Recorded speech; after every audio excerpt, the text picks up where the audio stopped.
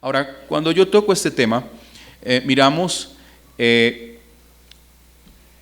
a Cristo. ¿Cuántos hemos escuchado de Cristo? ¿Pero de cuál? ¿Del que está colgado en el madero o del cuál?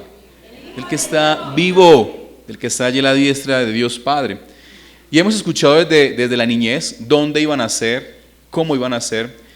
Y la pregunta que yo hago es, ¿de verdad el Evangelio es suficiente en todos los problemas y situaciones que tiene el hombre, la juventud? ¿El Evangelio es suficiente ante los problemas que la familia tiene? Cuando yo miro a Cristo, Cristo nació en una época tan difícil como la nuestra. De hecho, antes que Cristo naciese y cuando nació, tuvieron problemas. Sus padres tenían problemas de dónde dar a luz a nuestro Señor Jesucristo. Pero luego de que Cristo nace, también como el enemigo quería quitarle la vida. Recordamos aquella historia de aquel rey, cuando se enteró de la profecía que venía un rey. Y envió a quitarle la vida a los niños, en aquella época mayores de 2 años, tratando de interrumpir el propósito de Dios. Y yo nunca escuché a Cristo diciendo, mire, es que yo soy así porque es que en la niñez yo viví esto, es que yo era un niño que me querían quitar la vida y un Cristo que nació con traumas. Pero aún, cuando yo miro esto, veo que el Evangelio es suficiente para curar todas las cosas. Cuando yo miro a Cristo, Cristo se levanta en medio de una generación pobre, una generación que está gobernada por reyes irracionales, duros, violentos, asesinos. Cristo nace en medio de una generación donde hay mucha idolatría, mucha religiosidad. Nace en una generación donde la mujer no es valorada ni se le da el valor que la Biblia nos demuestra. Nace en una generación donde habían enfermos, endemoniados, leprosos, paralíticos. Una generación donde había muchos males, donde había mucha confusión. De hecho, habían 2 sacerdotes cuando debía haber uno. Había una cantidad de creencias, de pensamientos. ¿Cree usted que igualmente no vivimos esa época? Una situación de inmoralidad. Y la pregunta es, ¿el Evangelio es suficiente ante todas estas problemáticas que vivimos? He estado estudiando un poco sobre una palabra que hace mucho tiempo no escuchábamos: salud mental. Uno decía, ¿cómo se atiende? Cuando usted tiene un dolor de cabeza, se le entrega una pastillita, ¿cierto? Cuando usted tiene una infección, se le aplica una inyección. Pero cuando hablamos de personas que están enfermas y tenemos este nombre, salud mental, yo me hacía una pregunta y pensaba, ¿qué es eso?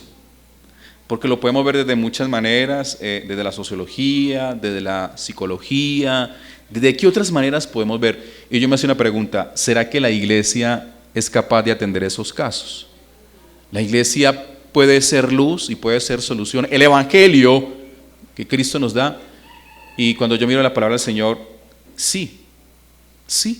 La palabra dice que conoceréis la verdad y la verdad nos hará libres. Conoceréis la verdad. El Evangelio es suficiente para atender los problemas, sin desmeritar la profesión. Yo creo en la medicina, yo creo en que Dios nos ha regalado estas personas para atender nuestras dolencias, pero lastimosamente no ataca la raíz. Usted puede tomarse una pastilla para calmarse una fiebre o un dolor, pero verdaderamente la enfermedad, la raíz está. ¿Cómo atacamos esa enfermedad? Y cuando yo miro esto, hay un pasaje en Hechos, y el título de esta enseñanza se llama ¿Es necesario obedecer a Dios? Ante todos los problemas que nosotros tenemos, hay una verdad. Cuando el apóstol Pedro le decía a la iglesia y le decía al pueblo, es necesario obedecer a Dios. Hechos, no voy a predicar sobre ese capítulo, solamente quiero dar la introducción. Hechos capítulo 5, desde el versículo 29. Hechos 5, 29. Dice la palabra del Señor. Respondiendo Pedro y los apóstoles dijeron, es necesario obedecer a Dios antes que a los hombres. Pero ¿por qué Pedro daba esta respuesta? Porque la autoridad de aquella época, en el versículo anterior nos muestra que era lo que quería. Decía el versículo 28, diciendo: no os mandamos estrictamente que no enseñéis en este nombre, y ahora habéis llenado a Jerusalén de vuestra doctrina y queréis echar sobre nosotros la sangre de ese hombre. Esa generación tenía temor porque se estaba predicando en nombre de Cristo. Esa generación tenía mucho temor porque la fe cristiana estaba creciendo y estaba trayendo respuestas a grandes problemas. Estaba derrumbando un sistema religioso que no servía para nada. Estaba derribando una cantidad de enseñanzas que no servía para nada. Pero Pedro, ante esa problemática, dice: no vamos a obedecer ni vamos a cumplir sus deseos. Es necesario obedecer a Dios antes que a los hombres. Es necesario hacerle caso a Dios. Es necesario escuchar lo que Dios dice y vivirlo. Ahora, ¿cree usted que es fácil? No. En Esdras vamos a ver algo que como pastor yo digo: Dios mío, qué decisión tan difícil. Y hoy terminamos el libro de Esdras. Quiero que vayamos a Esdras capítulo 10.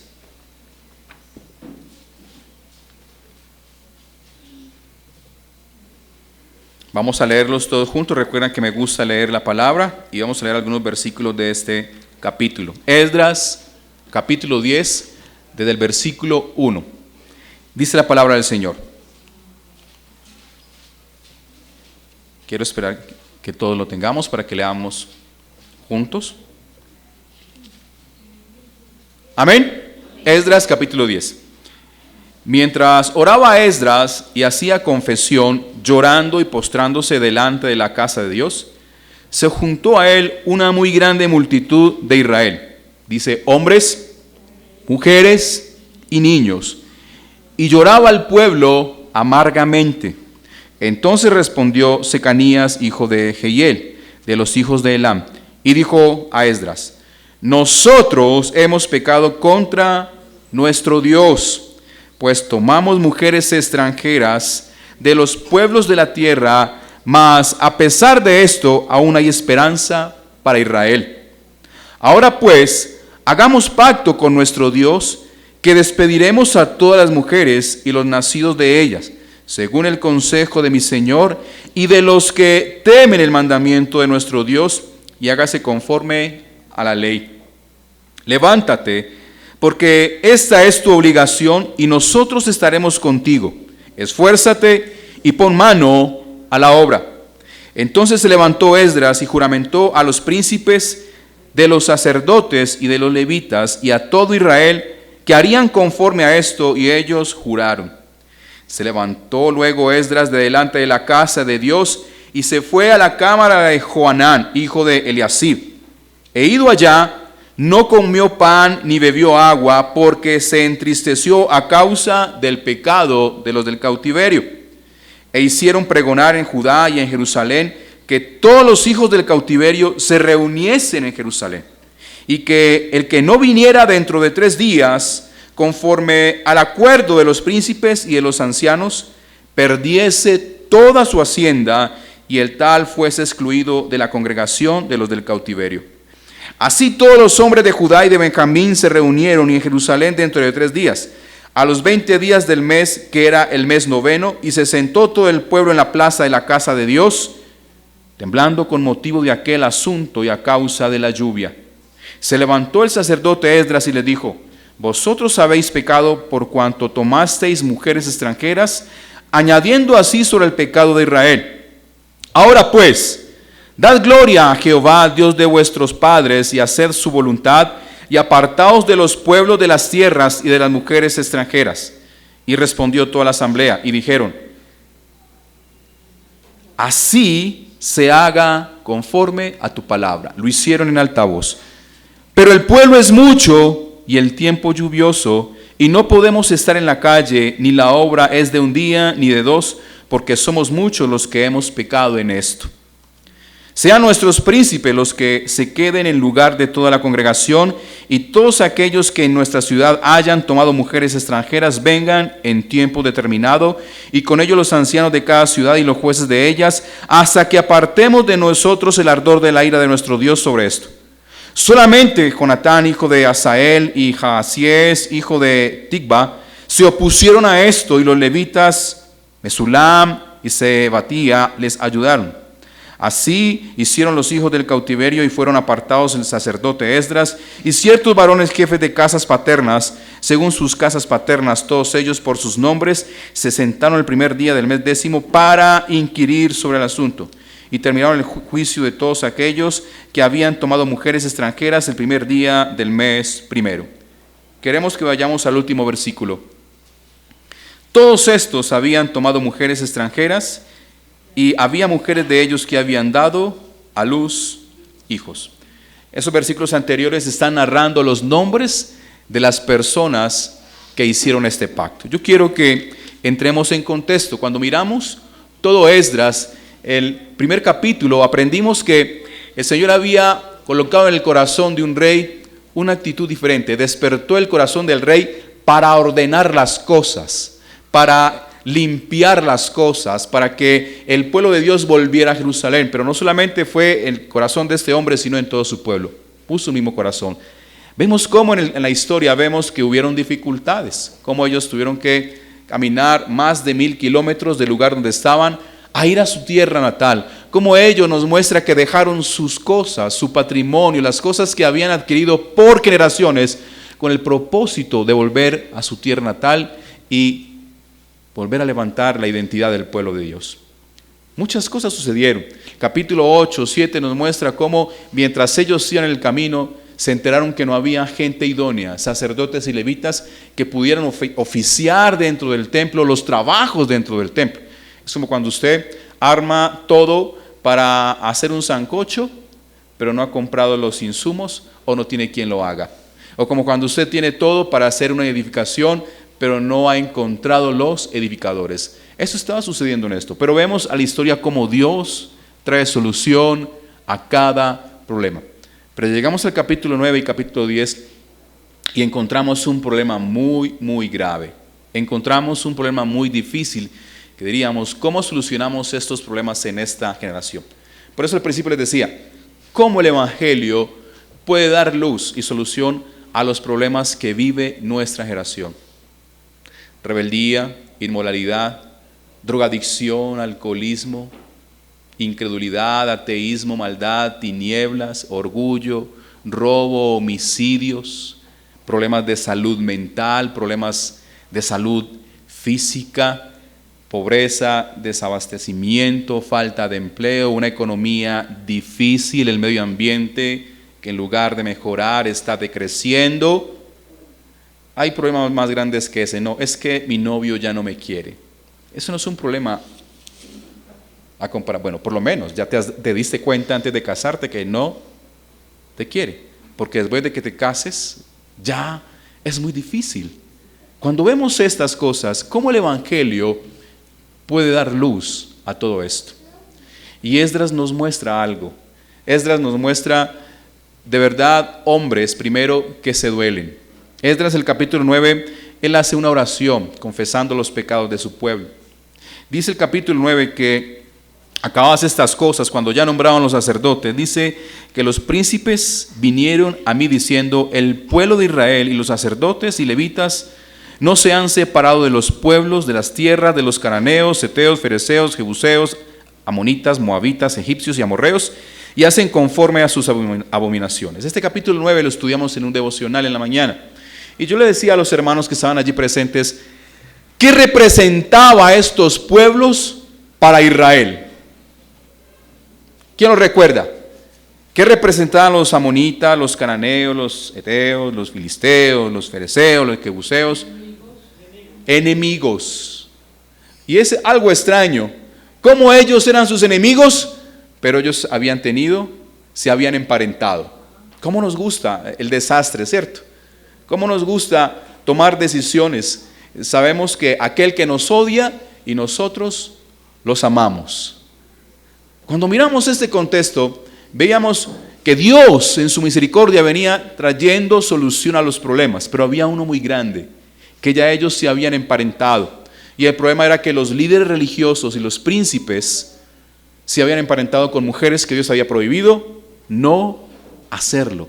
Pastor, ¿por qué? Como manejaría hoy toda la agenda globalista, eso se llama discriminación. Eso se llama intolerancia. Bueno, el contexto en aquel tiempo es el mismo de hoy. El contexto de aquel tiempo era que estas naciones y estos pueblos tenían prácticas, tenían vejámenes, tenían inmoralidad, prácticas mundanas. Alguna vez compartimos en este lugar, donde su religión les permitía tener relaciones sexuales unos con otros para satisfacer a un Dios falso y pagano. Como cuando en nuestra fe y en nuestra religión nos dicen haga esto para que Dios obre. O haga este pacto, o haga este trato. Vemos hoy en nuestra generación muchas cosas. Y Dios había advertido al pueblo de Israel, no os unáis en yugo desigual. Porque todas las tradiciones que ellos traen, no era que la fe del Evangelio no fuera fuerte, somos nosotros los débiles. Somos nosotros los que damos rienda suelta a cualquier situación. Somos nosotros los que claudicamos fácilmente, a nosotros nos convencen de una manera muy rápida y lastimosamente la mayor parte de eso es para pecar o para darle la espalda a Dios. Entonces vemos en el capítulo 9 cómo Esdras estaba preocupado porque cuando veía que Dios estaba solucionando todas las otras cosas, había un problema que estaba en las familias, un problema donde había yugo desigual. Es muy diferente hoy, es extraño con el tema de esta agenda global. En nuestras casas nosotros tenemos que pensar diferente. Nos están llevando a esto. No nos están diciendo que tenemos que ser robots donde todos pensamos de una igual manera.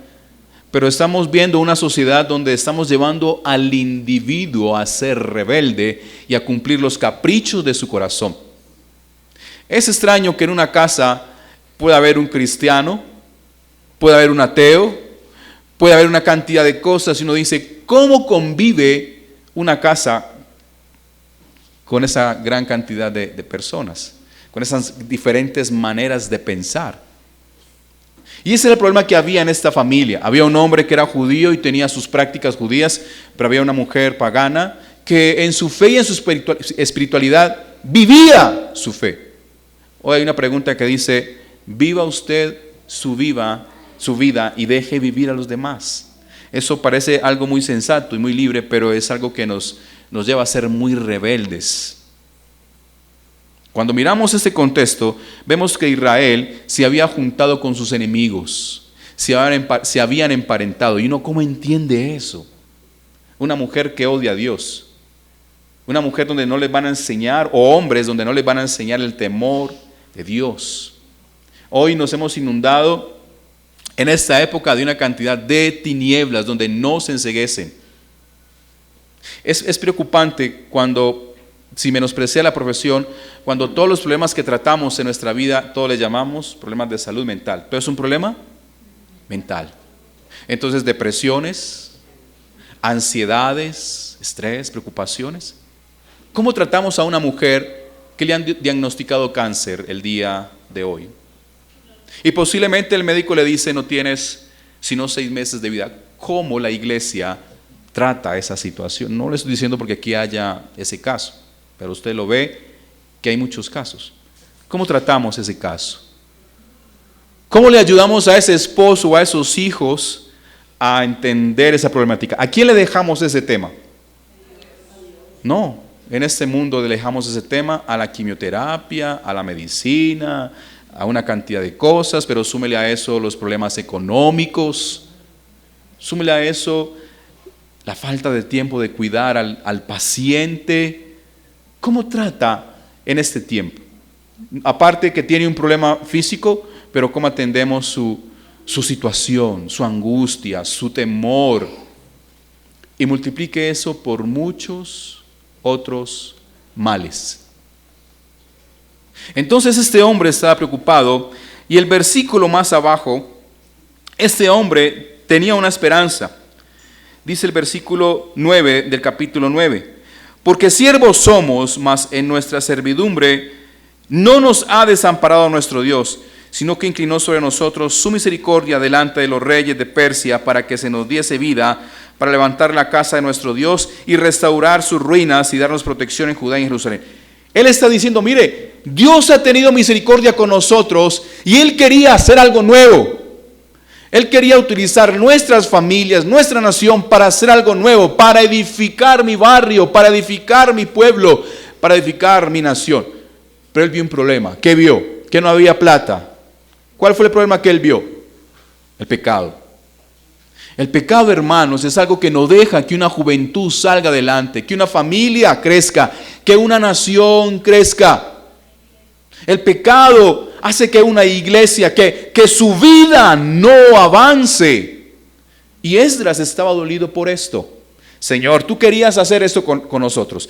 Nos sacaste, nos liberaste de los reyes de Persia, de Babilonia. Estábamos en esclavitud y tú nos sacaste para que levantásemos un pueblo nuevo. Pero Señor, hemos pecado. Y dice el versículo más abajo, pero ahora ¿qué diremos, oh Dios? Dios nuestro, después de esto, porque nosotros hemos dejado tus mandamientos. Ese hombre se dio cuenta, en medio de una sociedad donde todo el mundo piensa lo que quiera, no hay alguien que diga, mira, hay algo que está mal. Que diga a la juventud, venga, hay algo que no está bien. Por lo menos dígale al joven, joven, usted no va a tener 15 ni 18 toda la vida. Esos años van a pasar y ligerito, y ligerito. Nadie piensa, no te vas a quedar así. Hace 8 días dije lo mismo. O sea que en tu juventud aprovecha el tiempo. Estudia, aprende, capacítate. Mira los males, prepara tu corazón para enfrentarte a los problemas que el mundo nos muestra. Y quiero decir una cosa, los problemas de hoy, los de mañana serán más difíciles, más fuertes. Entonces miramos este contexto.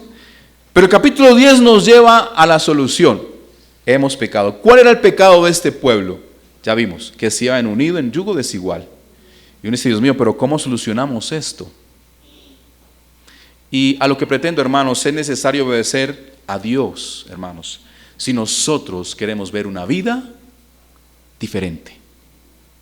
Una vida donde vamos a ver la misericordia, la gracia, la mano de Dios sobre nosotros. Yo quiero que hagamos algo práctico. Su colchón, al que usted quiere mucho, donde usted duerme. Ese colchón se llena de los animalitos que le dan. ¿Cómo se llama? Ácaros. Está lleno de ácaros. Usted siente que cuando se levanta le pica y se acuesta y le pica y empiezan a salirle ampollas. ¿Usted qué hace con el colchón? Usted lo saca, no, usted lo saca al sol, ¿cierto? Esperando que algo suceda, no. Esa es la solución de muchos. ¿Cuál debería ser la solución más práctica? Dormir en el suelo. Regalárselo a alguien.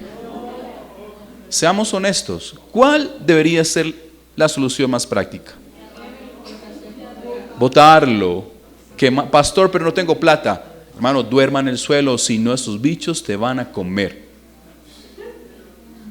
¿Es así o no es así? Lo que pretendo es esto, así es la vida cristiana. Hay cosas que nosotros tenemos que determinar, cortarlas, quitarlas. Ahora, ¿qué es? Usted sabe por su propia vida qué es lo que no le está dejando avanzar. Muchos aquí vienen por primera vez sin saber yo si creen en Dios o no. La pregunta es, ¿pero en cuál Dios? Porque te puedo hacer una pregunta, ¿crees en Dios? Tú me dirás sí. La segunda es, ¿pero en cuál? Porque el mundo nos presenta un abanico de dioses, la Biblia nos presenta uno, al que nos pide que obedezcamos lo que Él dice, porque a nosotros nos conviene. No porque Él es un titiritero, como muchos dicen por allá, manipulando la vida de la gente, porque Él conoce nuestro futuro. Él sabe cómo nos hizo, qué es lo que nos hace daño. Él sabe cómo nos creó, qué es lo que nos cuesta. Somos cuerpos débiles. A usted le llega un virus, inmediatamente le da gripa. ¿Es así o no es así? Somos seres humanos, una creación de Dios hermosa que hizo el hombre y la mujer, pero somos frágiles.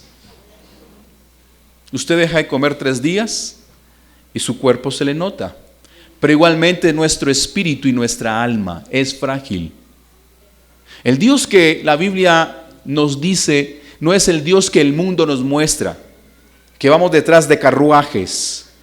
El Dios que la Biblia nos demanda es un Dios que le gusta que le obedezcamos porque sabe que nos conviene, porque sabe que nos bendice. Y es una realidad que no nos gusta, somos rebeldes. Cuando la madre le dice a la hija, váyase con la sombrilla que va a llover, somos tan obstinados que se prefieren mojar que en lugar de llevar la sombrilla. ¿Cómo se llama eso? Desobediencia, rebeldía, torpeza. Porque una agua puede traer a mi vida, no sé, una gripa, una neumonía. No, porque somos frágiles. Es lo mismo. Por eso es necesario obedecer a Dios antes que los hombres ante los males que tenemos en nuestra sociedad. Pero hay algo que quiero iniciar. Capítulo 10. Prometo no demorarme mucho, una horita más o menos. Ya vamos a terminar. Dice el capítulo 10, ¿qué estaba haciendo Esdras? Dice, mientras oraba Esdras, ¿sabe que el mensaje que mi esposa daba ahorita al inicio sobre las mujeres que no dejen de orar por sus hijos causó tristeza a mi corazón? ¿Qué dijiste? Sí. ¿Y los hombres qué? Pues que solamente los hijos son de las mamás.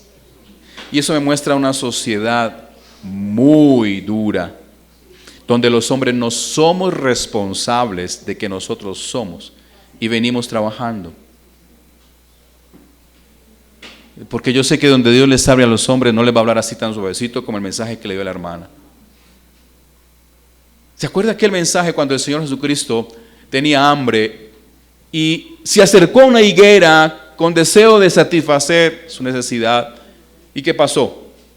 Él le abonó, consiguió abono, que pesar de esta higuera que no.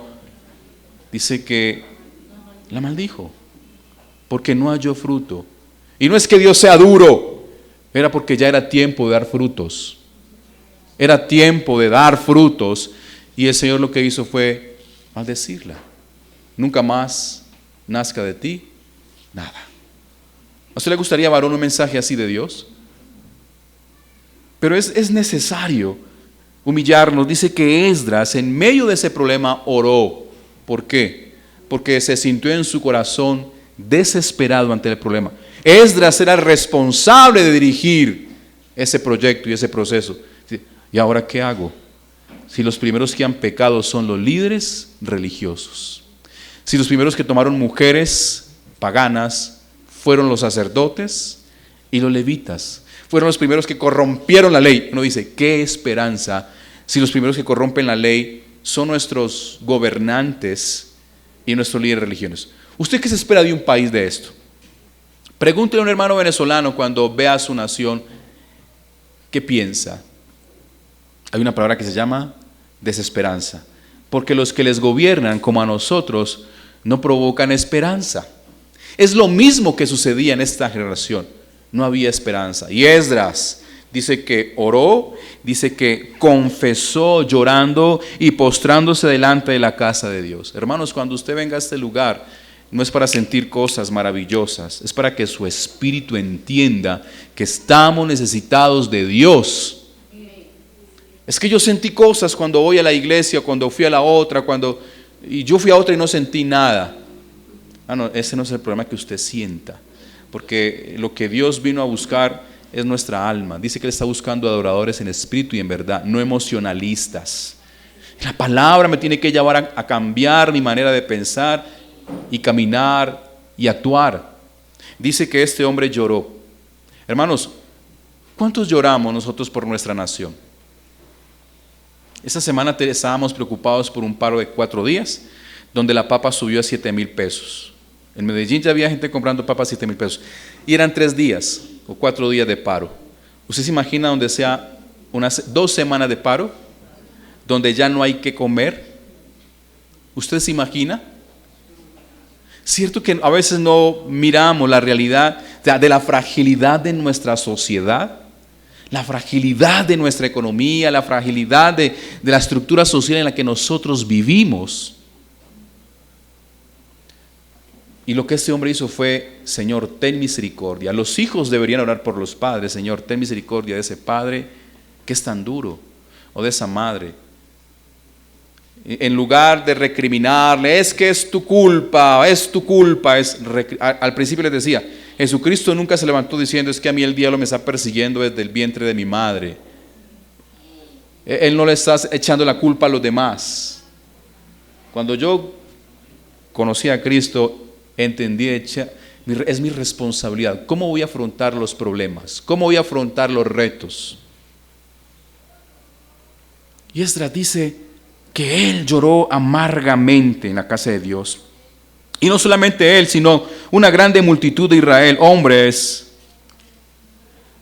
Que Dios bendiga a los niños, mujeres y niños. Dice la palabra que todo el pueblo lloraba amargamente. ¿Por qué llora un niño? Porque está enfermo, porque tiene hambre. Pero un niño no llora porque el papá no ha pagado el arriendo, ¿cierto? Un niño no llora por los problemas que las mujeres y los hombres tenemos de nuestra responsabilidad. De hecho, ni muchas veces ellos se enteran, pero como que no entienden la realidad de las cosas. Pero dice que los niños, las mujeres y los hombres, eso nos habla de una familia que se humilla. Es necesario, hermanos, obedecer a Dios, pero no hay familias que se humillan. Mientras la señora está en la iglesia cristiana o en la iglesia católica con su camándula, el esposo está en la cantina y su hijo está en el juego de estos juegos o en el deporte o con sus amigos. Y entonces en la familia hay problemas económicos, escasez, enfermedad, adulterio, alcoholismo, y nadie es capaz de decir: venga, eso así no funciona, venga, oremos. ¿Sabe que la Organización Mundial de la Salud incluyó en el tema terapéutico, en aquellas personas que están llevando problemas en enfermedad, la parte espiritual? Ellos no van a hablar de Dios. Mire, si para usted es espiritual abrazar un árbol, hágale. Si para usted es espiritual un psicólogo, búsquelo.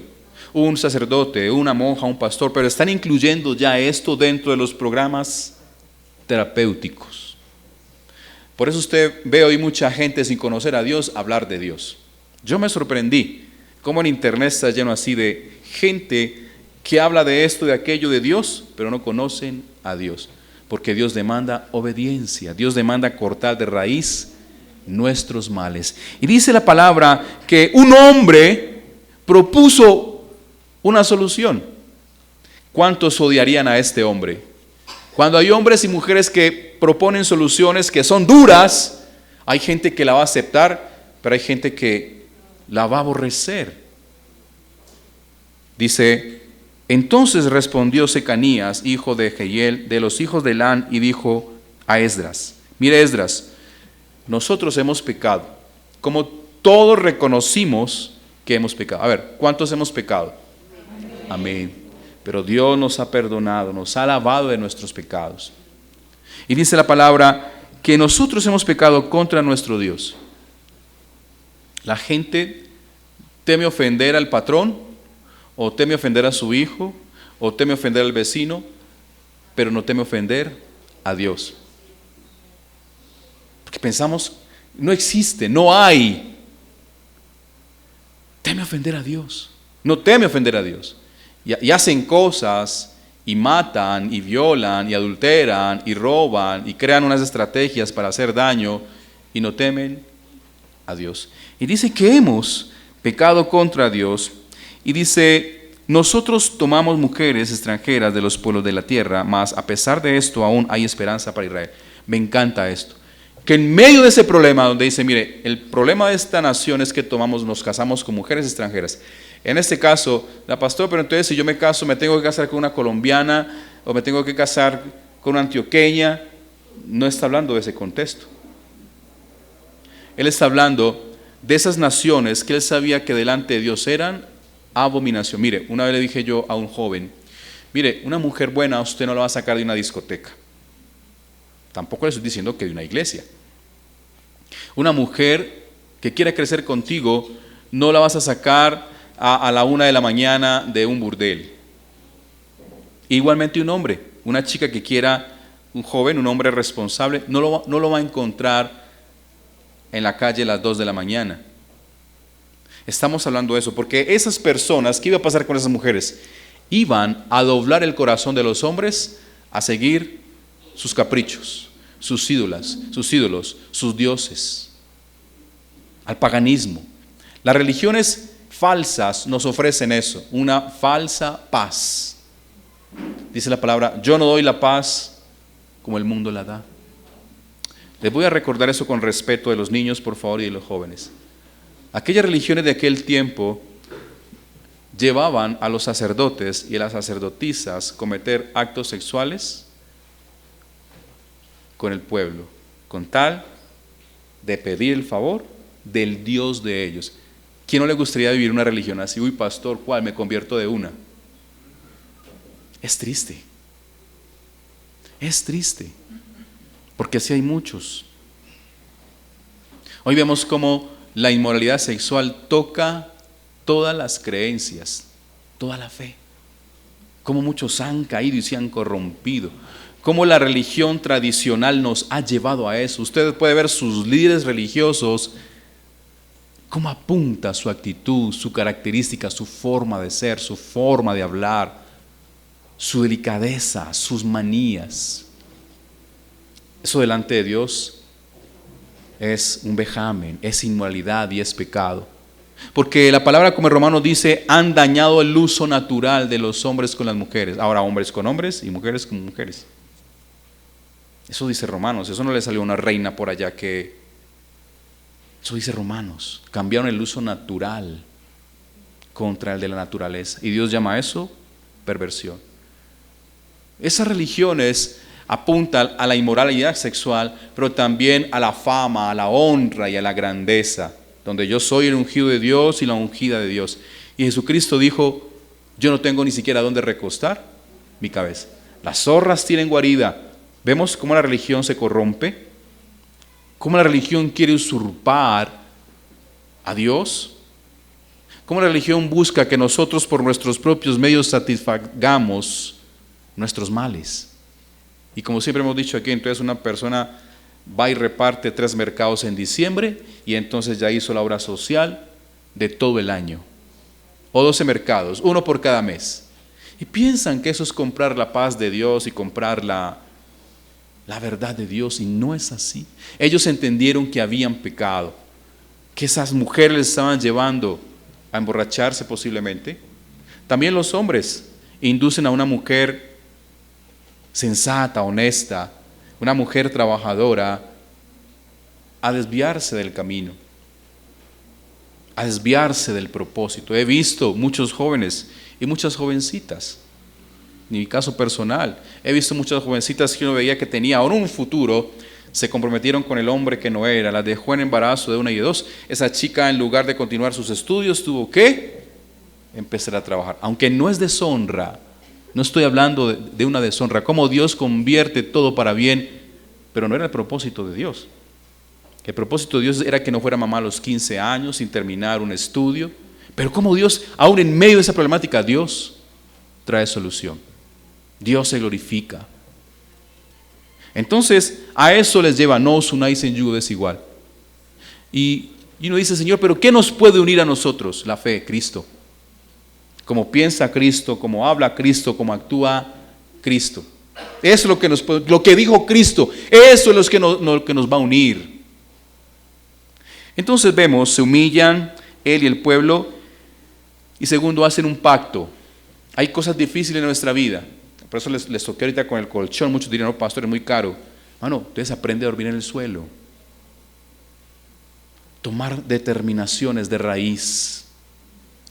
De raíz. ¿Cuántos de aquí tienen problemas con el celular? No levanten la mano. ¿Cuántos de aquí tienen problemas con el celular? Lo que entendemos en el contexto que el celular es un problema. El caso que le dedicas más tiempo a tu celular que a tu hija, que a tu hijo, que a tu esposo, que a tu esposa. Que en el celular te escriben cositas y usted las oculta porque no quiere que tu esposa o tus hijos se den cuenta. O que ves cositas y entonces después las borras para que Oye, eso es duro. Porque es que quita nuestro tiempo. O sea, esos aparatos se hicieron para comunicarnos. Otras cosas más en un buen contexto. Pero si usted me dice a mí, es un gran mal. En estos días usted se dio cuenta de lo que pasó en nuestro municipio. Para mí es un problema. Porque le hemos quitado a nuestros hijos desde la sociedad la oportunidad que tengan otras oportunidades. Sí, en nuestro municipio alguien se quitó la vida porque la mamá le quitó el celular. Un chico, creo que menor de 15 años, de 12 años. Estábamos tratando ese tema. Y uno dice, no, es que el problema no es el celular, el problema es el chico. No, el problema es mucho más grande. Por lo menos es un medio, esto, para nosotros desviarnos del camino. Aquí les hemos insistido, ¿a cuánto les gusta leer? Pastor, yo leo en el celular. No. No, los celulares no se hicieron para leer. ¿O usted cree que eso se hizo para leer? No. Compre un buen libro. Edúquese, instrúyase. Entonces, cuando miro esa parte, cómo el hombre ha corrompido, eso se hizo para un buen beneficio, ¿cierto? ¿O usted cree que no? Para cortar distancias, para comunicarnos. Pero ya hemos cambiado. Hasta a usted ya le roban en el celular. Hasta no podemos tener, porque ya se meten allí y nos roban. Hermanos, se pueden meter al celular, eso ya está comprobado, y hacer que usted dijo cosas o hizo cosas que usted no hizo, y con esto pueden hacer un falso testimonio. ¿Sí ve? Como esa gente está trayendo soluciones. Te digo, hermanos, cuando vengamos a la iglesia, dejemos los celulares en la casa. Sería, pastor, tú eres un legalista. No, pastor, me vas en serio, es que... Pero aquí ellos tomaron una decisión más radical. El versículo 3 dice, ahora pues hagamos pacto con nuestro Dios. ¿Qué dijo este hombre? Esdras, vamos a hacer un pacto con Dios. Dios está irado, Dios está enojado con nosotros, Dios está celoso. Vamos a hacer un pacto con Él. Entendimos que somos pecadores, nos vamos a arrepentir, vamos a sacrificar lo que hay que sacrificar. Pero las decisiones que tenemos que tomar las vamos a tomar. Bueno, si usted me pregunta a mí, Dios mío, eso era gente, Dios mío, no eran cristianos, eran de otro mundo, eran del cielo, que digan, vamos a dejar a nuestras mujeres y vamos a dejar a nuestros hijos. Porque ellos sabían que continuar con esa identidad, la identidad de ellos se iba a borrar. Ellos no iban a tener herencia dentro del pueblo de Dios, no iban a ser contados. Uno dice, pero qué decisiones tan difíciles. Por eso antes de tomar una decisión, mire las consecuencias. Antes de casarse, mire con quién se va a casar. Antes de emprender un negocio, antes de generar un crédito, mire si sí lo puede pagar. Antes de irse a vivir a otro lugar, antes de tomar decisiones, mire, a los jóvenes, miren bien qué es lo que quieren estudiar. ¿Quiénes quieren ser sus amigos? ¿Quiénes son sus amigos? Un amigo te mete en problemas, una amiga te mete en problemas. ¿Dónde quieres estar? ¿Cómo va a ser su futuro? Porque mire la catástrofe que ellos hicieron y crearon. Yo no sé, a ese hombre muchos lo odiaron. La palabra dice que muchos no aceptaron esa propuesta. ¿Cómo voy a dejar a mi esposa? ¿Cómo voy a dejar a mi hijo? Hoy, ojo con el contexto. Hoy no le estamos diciendo a usted que deje a su esposo o deje a su hijo, sino qué son las cosas que tiene que cortar en su vida. Si tu esposo te maltrata, la Biblia nos habla que hay que preservar la vida. Si tienes que dejarlo, mientras él se arrepiente, mientras él a ver qué pasa, mientras una pareja pastoral atiende en su caso, mientras con la palabra se trata ese caso, mujer, cuide su vida. No se deje humillar. No deje que ese varón dañe a tus hijos. Porque muchas mujeres aman más al esposo que a sus hijos. Y después sus hijos, 3, 4, 5 años, en su corazón y en su mente guardaron un desprecio por su padre después de amarlo. Pero también tienes que orar, Señor, ¿qué hacemos en esta situación? Porque la palabra dice, Dios no nos llamó a esclavitud. No le estoy diciendo que se consiga otro, le estoy diciendo, ora a Dios. Porque si tienes que apartarte para guardar tu vida, hazlo. Pero tienes que buscar consejo. Esas decisiones son difíciles. Y entonces el versículo 4 dice, levántate porque esta tu obligación y nosotros estaremos contigo. Esfuérzate y pon mano a la obra. ¿Qué le dijo ese hombre a Esdras? Esdras, mire, este es el pacto que vamos a hacer. Vamos a dejar a nuestras mujeres, pero usted es el que tiene que impulsarlo. Usted es el que tiene que decirlo. Usted es el que tiene que dirigirlo, el cómo. Esdras, ve, esta es la solución para calmar la ira de Dios. Porque sabía que a futuro ese pueblo se iba a corromper. Mire, hermanos, el problema de perder nuestra identidad. El problema de perder nuestra identidad. Quiero que miremos un ejemplo.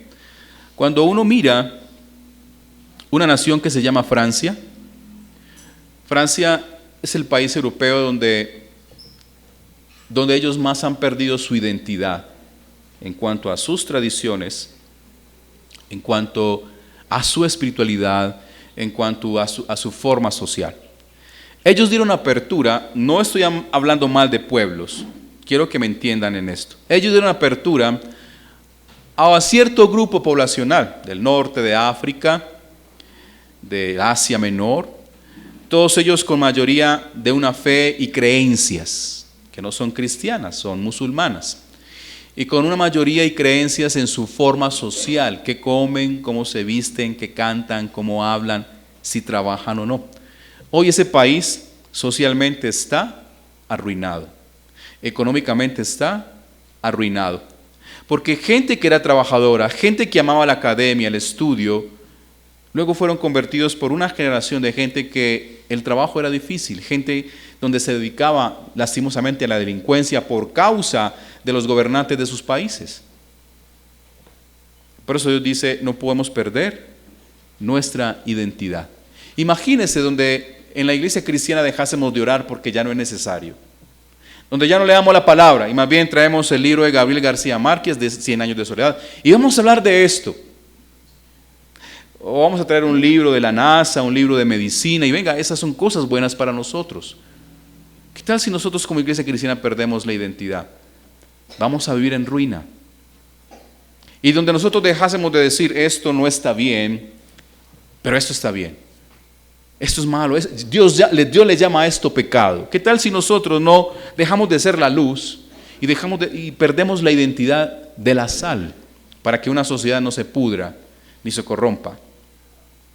Eso es lo que sucede cuando permitimos esas mezclas. Hay mezclas, hermanos, que son peligrosas. Hay mezclas que son el alcohol con la conducción, o muchos dicen alcohol con combustible, cuando es peligroso. O una mezcla aun cuando nos alimentamos. Hay cosas que no se pueden mezclar porque son dañinas a nuestro cuerpo. ¿Por qué pensamos que en lo social no es así? ¿Por qué pensamos que juntar gente mediocre con gente inteligente, que la gente inteligente va a volver a los mediocres inteligentes? Eso no es así. Entonces estos van a pedir derechos que estos tienen cuando estos tienen otras funciones y otras labores. Gente que se quiere esforzar, que quiere trabajar, que quiere una sociedad justa, ordenada, pero estos no, porque hay que respetarle su forma. A eso es lo que Dios nos llama. Dice eso hay que cortarlo de raíz. ¿Qué pasa con esas naciones?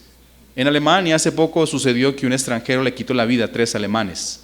Era descendencia de esa misma religión y Alemania llegó hasta el colmo. Están empezando a enviar a sus países a aquellas personas que han cometido delitos en Alemania, porque se dieron cuenta que ellos no van a cambiar a esas personas, que su sociedad no tiene cómo cambiar a gente que viene con una manera de pensar, con un lenguaje, no lo van a cambiar. Entonces se dieron cuenta tarde, después de que muchos han muerto, de que esa gente a su nación no les conviene. Entonces, hagamos un pacto con Dios, vamos a cortar de raíz el mal. Ahora, ¿Qué mal tenemos que cortar nosotros de raíz? Empiece. La incredulidad. Es que Dios no existe para mí. Bueno, dése la oportunidad de conocerlo. No es que yo hago de Dios esto y creo de Dios esto. Bueno, pero no es lo que usted crea de Dios, es lo que Dios muestra como es. La esencia de Dios, no como usted percibe a Dios. Cuando yo miro este texto, yo veo un Dios muy celoso. Dios no comparte la gloria con nadie. Dios no se deja de nadie. O es así o es así. Pero nosotros vamos por medias tintas. Un día queremos y otro día no queremos. Y pensamos que la manera que yo actúo es así. Y pensamos que el otro año. Y pensamos que después de que salga de esto. Y yo sigo diciendo, ¿y quién nos asegura que tendremos otro año? ¿Quién nos asegura que tendremos otros 2 meses? ¿Otra semana? ¿Quién nos asegura que tendremos otro día? Vuelvo y les digo, esa gente tomó el caso de raíz. Y quiero terminar con esto. Dice, entonces se levantó Esdras y juramentó a los príncipes de los sacerdotes y de los levitas y a todo Israel que harían conforme a esto. ¿Y qué hicieron? Ellos juraron, se comprometieron, así va a ser. Ahora, después de que esta noticia se riega por todo el pueblo, por toda la nación, ¿qué pensaban las mujeres y los niños? ¿Qué había? ¿Usted qué piensa que qué hay? ¿Qué? Había un caos, porque entonces las mujeres, venga, ¿y quién va a atender nuestra necesidad? ¿Quién va a atender a nuestros hijos? ¿Dónde está nuestra parte? ¿Qué vamos a hacer? ¿Quién se queda con la casa? ¿Usted o yo? Como cuando hoy los padres y las familias se quieren separar. Usted se queda con la casa y con los hijos, y yo me voy. No me pida para nada más, usted se queda con la casa. Estamos pensando en el problema, pero no estamos pensando en las personas. No estamos pensando en el prójimo. Y pensamos que esa es la solución. ¡Sepárense! ¿Y qué pasa con ese hijo o esa hija que quería crecer junto con mamá y junto con papá? Hoy se volvió normal en nuestros colegios. En nuestras generaciones eran pocos los hijos que crecían sin padre, y esa era una ofensa para una familia, ¿cierto? Cuando una mujer levantaba a sus hijos sin un papá, eso es una ofensa. Hoy es al contrario. Hoy es muy común que en los salones de estudio hayan más hijos que nacieron sin uno o que crecieron sin uno de los 2 padres. Y es raro que algunos vivan juntos. Eso no es normal. Eso no es común. Pero hemos llamado a lo malo bueno y a lo bueno malo. Y pensamos que eso no destruye una sociedad. Pensamos que un hijo no crece con la identidad de padre, que no es suficiente la identidad de padre. Ahora, dice la palabra que entonces ellos se levantaron e pregonaron, mire, en 3 días debemos estar en ese lugar para darle solución a esto. Eso fue inmediato. ¿3 días? Sí, estaban mirando el tiempo de cómo ellos llegaban al pueblo, al parque, para ellos tocar ese tema. Venga, sentémonos y digamos por qué, ¿qué hacemos? Obviamente cuando llegaron al 3er día dice la palabra que ellos llegaron temerosos, preocupados de qué era lo que iba a pasar, porque está diciendo que el que quiere tener herencia en el pueblo de Dios, el que quiera continuar con el linaje, tiene que dejar a su familia. ¿Cómo llegaron esos hombres? ¿Cree que no había angustia? ¿Cree que no había preocupación? ¿Cree que no había dolor? Hermanos, yo digo, pero qué decisión tan difícil. Qué decisión tan radical. Porque estaban viviendo, ellos no están expulsando a las mujeres porque eran mujeres, ellos están expulsando a la condición que les iba a impedir acercarse a Dios y edificar un pueblo, porque sabía Dios que esas mujeres nunca iban a cambiar. Hoy la descendencia de esas naciones que anteriormente les comentaban, esos jóvenes no quieren cambiar, esos jóvenes demandan derechos. En Suecia hay barrios subsidiados por el gobierno de gente que vino de esta sociedad donde reclaman sus subsidios y pueden quemar y pueden hacer desastre, pero están reclamando sus subsidios porque fue una sociedad que nunca se les enseñó a trabajar. Ese pensamiento nunca se va a cambiar a menos de que el evangelio sea el que quebrante esos pensamientos. ¿No le parece lo mismo? Hoy estamos demandando derechos. derecho a la salud, derecho a esto, derecho a lo otro, derecho a aquello. ¿Y dónde están nuestras responsabilidades? Llegue temprano, haga la tarea, sea responsable, sea diligente, capacítese, estudie, sea bien para la sociedad. Hoy somos intolerantes. Hoy alguien estruja el hombre con otro. ¿Qué hubo? ¿Muy gordo o qué? No cabe. Aún la manera de hablar. Cambiemos. Cortemos de raíz esas cosas. Dios estaba diciendo, van a cortar de raíz lo que yo sé que en el futuro a ustedes no les va a servir. Esas mujeres no iban a cambiar. Y dice la palabra del Señor, terminando entonces. Ahora pues, versículo 11, dad gloria a Jehová Dios de vuestros padres y haced su voluntad y apartaos de los pueblos de las tierras y de las mujeres extranjeras. Y dice, y respondió toda la asamblea y dijeron en alta voz, así se haga conforme a tu palabra. ¿Qué tenía esa gente en su corazón? Vamos a hacer la obra del Señor. Ahora usted mira, pastor, es muy cruel. No, era un pueblo de más de 20,000 personas. Y los que cometieron ese pecado fueron 100 y algo, entre 110 y 120 hombres. Imagínense, por 110 y 120 hombres iba a llegar ruina a una nación que inicialmente se habían trasladado 46,000 personas de la esclavitud a la nación, y luego en la segunda repatriación venían más de 2,000 hombres con sus familias. Si usted mira el versículo 18, el versículo 43, usted puede contar los hombres que habían tomado esa decisión. Pero dice más adelante que hubieron 2 o 3 que dijeron, no, nosotros preferimos seguir al mundo y Dios que se quede con sus cosas, porque así decían ellos, y nosotros seguimos con el mundo. Fueron desheredados, como la gente que dice, no quiero creer en ese Dios. Bueno, recuerde que tenemos en el cielo una vida eterna. Fueron desheredados de la vida eterna. Fueron desheredados de la promesa del Señor. Es difícil, hermanos. Hay cosas que parecen ser crueles.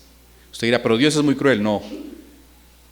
Cuando usted tiene un problema en un dedo de, ¿qué es lo que le da a la gente que le tiene que cortar el pie? Se me olvidó. Una gangrena. Sí, la cuida. No, la mujer llega y se hace el pedicure y el hombre también. Hágale que con pedicure eso se ve bonito. Resulta que la semana la gangrena ya la tiene en el tobillo. ¿Qué hay que hacer? No hay otra manera, no hay otra solución. ¿Qué tienes que hacer? Cortar. Porque luego, después de que llegue a la rodilla, ya no hay solución. Así es, hermanos. Sí, es duro, pero es necesario obedecer a Dios antes que a los hombres. Es duro dejar ese amigo que me corrompe. Sí, es duro, le tienes que decir la verdad. Ve, no puedo continuar con esto porque quiero agradar a Dios. Te invito a que camines conmigo. No le estoy diciendo que no le hables, pero no puedes seguir sus conductas, no puedes seguir su influencia, porque por culpa de ese amigo te van a quitar la vida, por culpa de esa amiga te van a meter en un problema. Hay situaciones en la economía. Es que es muy bueno para mí ir a la cantina, es muy bueno para mí ir a tintear allá, y tienes que cortar de raíz. Tienes que cortar de raíz. Tengo que tomar decisiones. Si solamente puedo comer arroz con aguapanela, arroz con aguapanela. La palabra del Señor dice que el que es fiel en lo poco, el Señor lo pondrá en lo mucho. Pero aprende. Aprende en tu casa a llegar temprano. Llegue temprano a tu casa. ¿Por qué les vengo insistiendo tanto con esto? Porque yo soy el principal que estoy tomando decisiones con esto. Y mi familia sabe. Soy el principal para poderles hablar, para poderles decir que esto corrompe. O cuando usted está solo en su pieza y siente que llega el hijo y la hija, ¿por qué lo hace? Porque sabe que no está bien. Porque sabe que no está bien. Porque sabe que tus ojos se pueden desviar. Porque sabe que alguien te puede escribir, hacerte una propuesta indecente. Hay que cortar de raíz cosas que no sirven para cumplir lo que la palabra dice. Es necesario obedecer a Dios antes que a los hombres. Evitemos los problemas.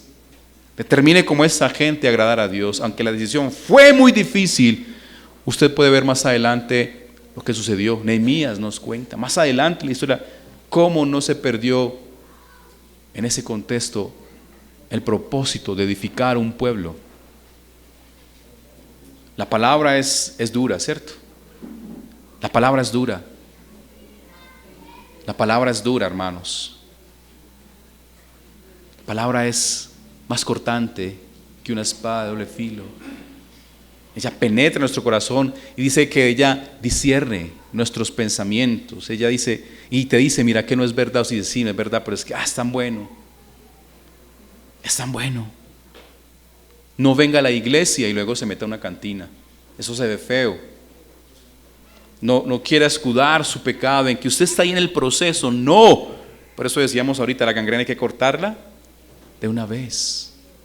No vaya a lugares donde sabe que no te edifica. Guarde su vida. No hable de cosas que sabe que no te ayudan. Esas costumbres, esas conversaciones corrompen nuestras costumbres.